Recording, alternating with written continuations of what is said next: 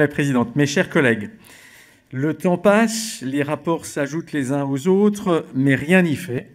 Le gouvernement ne prend pas de mesures sérieuses pour lutter contre la fraude aux prestations sociales. Qu'il s'agisse de la mission gouvernementale confiée à nos collègues Carole Grandjean, dont je salue la présence, et Nathalie Goulet, l'année dernière, de la commission d'enquête récemment constituée en notre Assemblée, et là aussi je salue la présence du rapporteur de la commission d'enquête, Pascal Brindeau, parmi nous cet après-midi, comme du rapport de la Cour des comptes. Tous ces rapports ont tiré la même conclusion. Il faut prendre enfin la mesure de ce phénomène et en tirer toutes les conséquences. Il en va d'une part de la préservation du pacte qui se trouve au fondement de notre système de protection sociale et plus particulièrement de celui de l'assurance maladie. À l'heure où de nombreux Français repoussent leur consultation médicale, à l'heure où les soignants doivent parfois établir une priorité entre deux patients, il est particulièrement insupportable que des fraudeurs puissent passer entre les mailles du filet pour bénéficier de soins dont ils n'ont souvent pas besoin, quand ce n'est pas simplement pour se lancer dans du trafic de médicaments, comme la commission d'enquête a pu clairement l'établir. Il en va d'autre part, et c'est évidemment fondamental, de la soutenabilité de nos finances sociales. Le déficit de la sécurité sociale devrait dépasser cette année les 50 milliards d'euros et celui de la branche maladie sera sans doute supérieur à 30 milliards d'euros.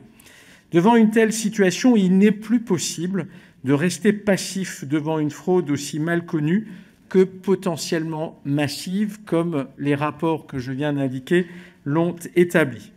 Dans la masse de la fraude aux prestations sociales, la fraude aux prestations d'assurance maladie tient une place toute particulière. Selon les estimations particulièrement conservatrices menées par la Caisse nationale d'assurance maladie, les fraudes détectées s'élèvent à peu près à 300 millions d'euros en 2019. On est bien loin des estimations de la Cour des comptes qui, dès 2010, considérait que le montant du total des fraudes aux prestations sociales était à minima de 2 milliards d'euros.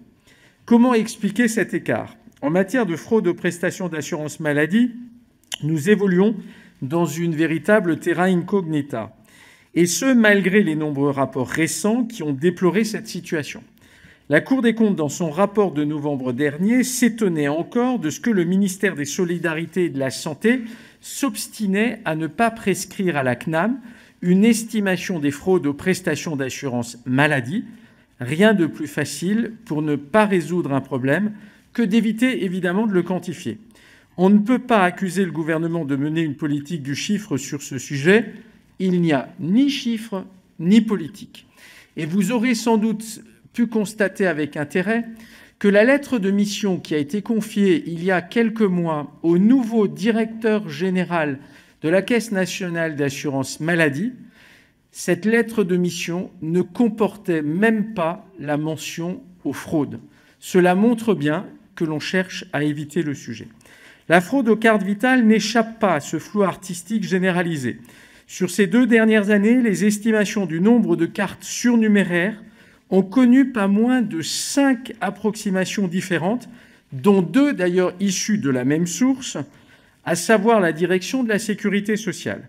Ces estimations varient entre 609 000 et 2,5 millions de cartes surnuméraires en circulation.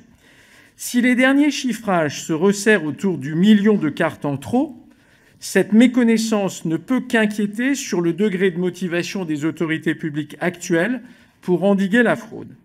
La proposition de loi que nous examinons aujourd'hui, déposée l'année dernière au Sénat par le sénateur Philippe Mouiller, propose un chemin pour agir. Expérimenter, je dis bien expérimenter, la mise en place de cartes vitales biométriques. Sujet pour lequel, de surcroît, la France dispose d'une expertise. Nous avons des entreprises qui sont totalement capables de faire, et d'ailleurs, à l'étranger, manifestement, elles sont régulièrement sollicitées. Ces cartes sont la porte d'entrée de l'ensemble de nos concitoyens vers la prise en charge de leurs frais de santé et du remboursement de leurs produits de santé. Elle est donc au cœur du pacte de confiance qui lient les assurés sociaux au système de santé. Or, elles sont aujourd'hui particulièrement exposées à la fraude, comme les rapports que je viens également de mentionner tout à l'heure l'ont clairement établi.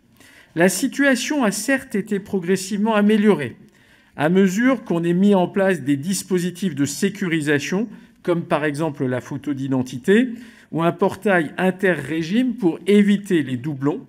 Mais comme le prouve le nombre de cartes surnuméraires, ces mesures sont loin d'être suffisantes pour faire face à 3 types principaux de fraude aux cartes vitales qui aujourd'hui subsistent. Tout d'abord, le recours à des cartes volées ou perdues en usurpant l'identité de leur propriétaire, y compris pendant le délai actuel entre la déclaration de perte ou de vol et la désactivation de la carte. Deuxième type de fraude, l'utilisation du même carte pour faire le tour des prestataires de santé ou des pharmaciens et obtenir gratuitement plusieurs fois les mêmes médicaments, lesquels seront généralement vendus sur un marché parallèle et souvent exportés à l'étranger.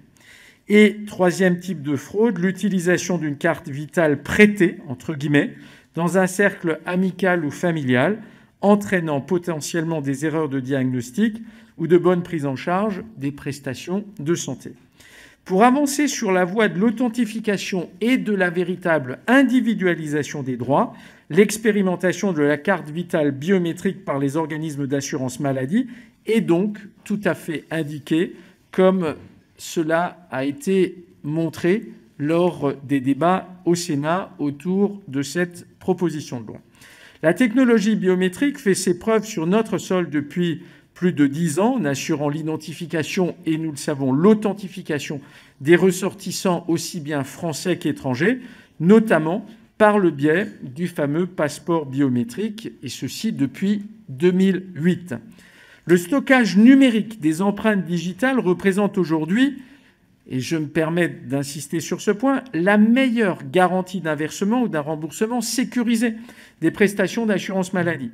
Cette expérimentation sera d'autant plus simple à mettre en œuvre que nous bénéficions déjà de fleurons en matière de biométrie qui équipent des États étrangers de systèmes comme celui que nous proposons. J'observe que le gouvernement a mis en place une autre expérimentation, celle d'une carte vitale dématérialisée. Sans nier l'intérêt qu'elle présente, je ferai simplement remarquer que, contrairement à une carte biométrique, les terminaux sur lesquels serait inscrite cette carte pourraient être tout autant perdus, volés ou prêtés que les cartes vitales actuelles. Par ailleurs, cette dématérialisation suppose que les assurés disposent d'un smartphone ou d'une tablette, ce qui est loin d'être le cas pour tous, et là aussi nous le savons, et cela concerne un nombre non négligeable de nos concitoyens. S'agissant enfin des préventions relatives à la protection des données personnelles, je tiens à rassurer l'ensemble des commissaires. La carte vitale biométrique s'inspire très largement de ce qui existe déjà pour le passeport et de ce point de vue, les sécurités sont susceptibles d'être données. Le cadre juridique dans lequel elle s'insère permet de préserver l'ensemble des droits des assurés, tout comme leur consentement dans le respect du règlement général de protection des données personnelles, texte qui régissent aujourd'hui la protection des données. S'agissant du coût de ce dispositif, enfin, je souhaite également rassurer tous les collègues cet après-midi. C'est précisément pour cette raison que le Sénat propose de procéder à une expérimentation pour s'assurer, là aussi, quelles sont éventuellement les difficultés rencontrées, etc. À son issue, nous pourrons comparer sereinement et concrètement les mérites relatifs des cartes actuelles, de l'expérimentation qui a démarré autour des cartes dématérialisées et des cartes biométriques dans la lutte contre la fraude. Je veux donc croire, chers collègues, que la volonté de préserver notre modèle social et nos finances publiques nous anime tous et qu'à cet égard, cette proposition de loi fera l'objet d'un consensus cet après-midi. Je vous remercie. Merci beaucoup, Madame la Présidente. Merci, Monsieur le rapporteur. Je vais passer la parole à nos orateurs